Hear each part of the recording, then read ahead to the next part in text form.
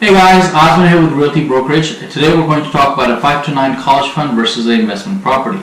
So recently I had a client of mine who approached me in regards to a investment property. Basically he had about $40,000 sitting in his savings account for his 6-year-old son, and that he was planning to add about $300 a month into it for his college funds. And basically he was looking into a 5 to 9 to accumulate better wealth or a investment property. So what we did was we basically took basic numbers and divided it into 3 scenarios. Scenario 1 was his current plan that he was at, putting money into his savings account, which was giving him about a 1.7% interest rate return, and adding $300 into his current $40,000. Option 2, converting that into a 5 to 9, and option 3 was an investment property combined with a 5 to 9. So let's talk about option 1. Option 1, he had, again, $40,000 in his account, adding $300 a month into it for, let's say, the next 12 years, given the fact that his son goes to school when he's 18. You're talking about a total accumulation of about $85,000.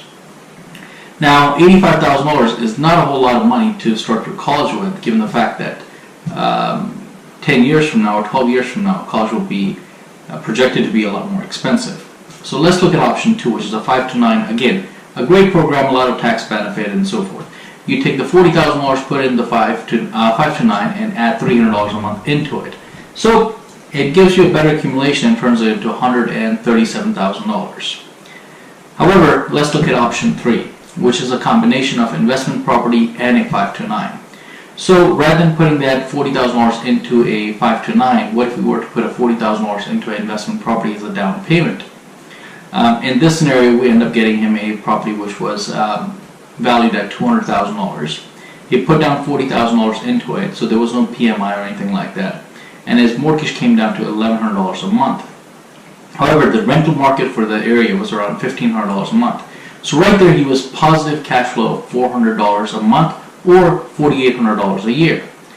So he had $40,000 worth of equity sitting in his property, plus he was gaining $4,800 a year if he were to rent that property out. Now, given the fact properties require some maintenance and so forth, so let's just say we leave the $1,800 in an account for repairs and wear and tear, and take the $3,000 a year out of that account that the surplus is between his rental income and his mortgage, and put it in a 5 to 9. So basically we got a combination of both, but he's not coming out every month with a $300, rather the investment property is paying for the 5 to 9. So here are the numbers that will break down in about 12 years. Normally a property doubles itself in around 10 to 12 years. So property that he bought for $200,000 will be about $400,000. Now take into an account that he has a mortgage on it.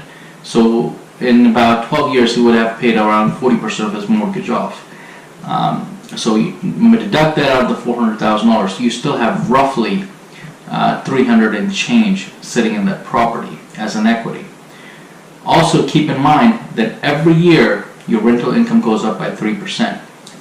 But right now we're going to keep everything simple, leave it at $1,500. And the second aspect of it, this property has now put in $3,000 a year into the 5 to 9 account for his son. Now that $3,000 a year times 12 years has now accumulated into $54,000. So essentially he has a little over $300,000 in equity of his property plus $54,000. All in all, close to $400,000 for a college fund. Now, I don't know about you, but I say $400,000 is a lot better number than $85,000 or even the $137,000 of 5 to 9 alone.